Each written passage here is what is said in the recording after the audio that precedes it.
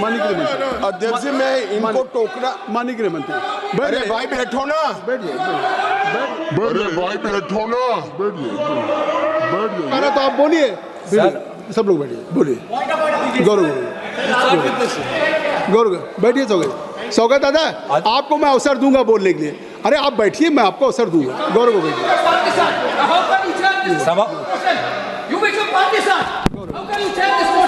गौरव को बैठिए। सभापति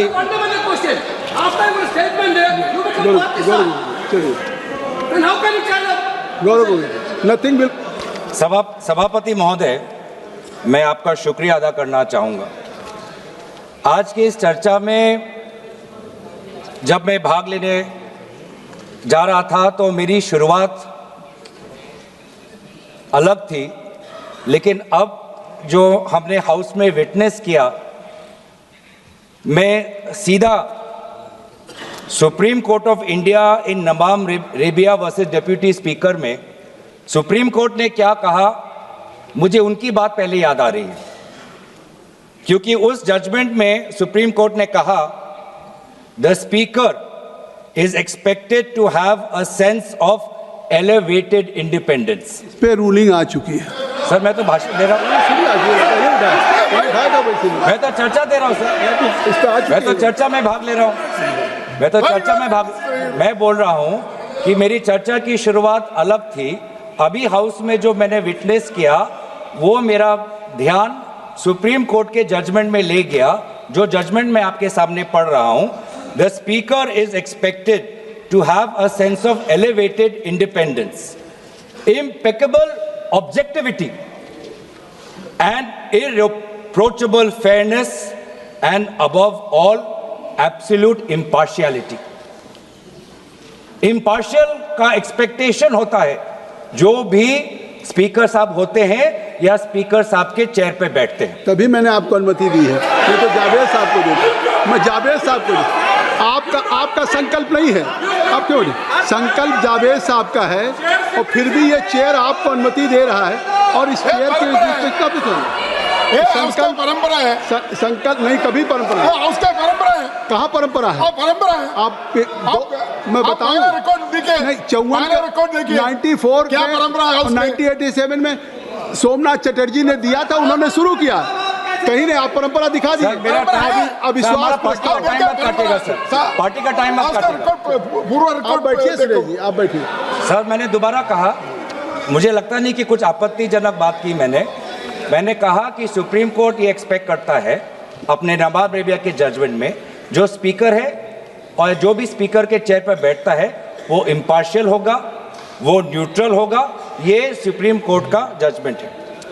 दूसरी बात है, जो आज ये जो पूरा चर्चा जिससे शुरुआत हुआ, वो चर्चा शुरुआत हुआ आर्टिकल 96। आर्टिकल 96 में क्या लिखा है?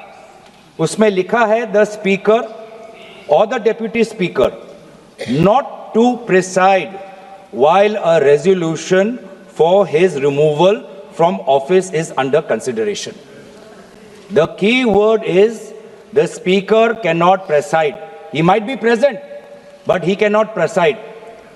अब मैं ये पूछना चाहता हूं कि स्पीकर ने एक पैनल ऑफ चेयरपर्सन बनाया, तो पैनल में कई चेयरपर्सन हैं।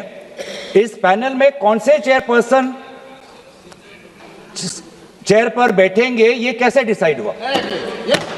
ये कैसे डिसाइड हुआ सर? ये किसने डिसाइड किया सर? 96 मैं दोबारा पढ़ देता हूं, संविधान में लिखा है the speaker not to preside while a resolution for his removal from office is under consideration. मैं पूछना चाहता हूं, we are considering a resolution for the removal of the speaker from his office. How has it been decided that Chairperson Honorable Jagdimbeka Pal ji will be sitting on the chair, sir? How, sir? How? Sir, from the panel. How, sir? How, sir? Let the record, please, sir.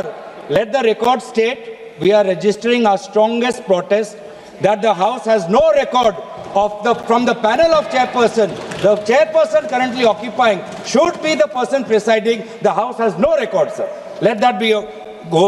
इस पे मैंने एक ruling दिया कि speaker साहब का office vacant नहीं है। स्पीकर साहब हैं जब तक वो आज चर्चा हो के इस पे एडॉप्शन न हो बहुमत से कि वो स्पीकर नहीं हैं, तब तक वो स्पीकर हैं। हाँ, है। और स्पीकर को ये पावर है डिसाइड करने। नहीं है सर, नहीं है सर, यही गलत है सर, ये गलत है सर।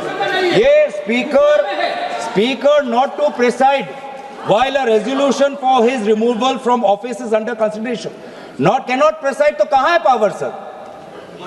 कहाँ है पावर सर? कौन सा पावर है सर? माननीय गृह मंत्री है, प्रेसाइडिंग का पावर नहीं है। माननीय गृह मंत्री, अध्यक्ष जी, मैं इनको टोकना। माननीय गृह मंत्री, अरे भाई बैठो ना। बैठ जाइए, बैठ जाइए क्या? माननीय अध्यक्ष जी, माननीय गृह मंत्री, मैं इनको टोकना नहीं चाहता। प्रिसाइड शब्द प्रयोग जो किया गया है संविधान के अंदर, वो हाउस को प्रिसाइड करने के लिए किया गया है। ऑफिस समाप्त नहीं हो जाती, नहीं हुआ वही हाउस जब मतलब सदन जब चुनाव में जाता है तब भी स्पीकर का ऑफिस चालू रहता है, ये पद खाली नहीं रह सकता।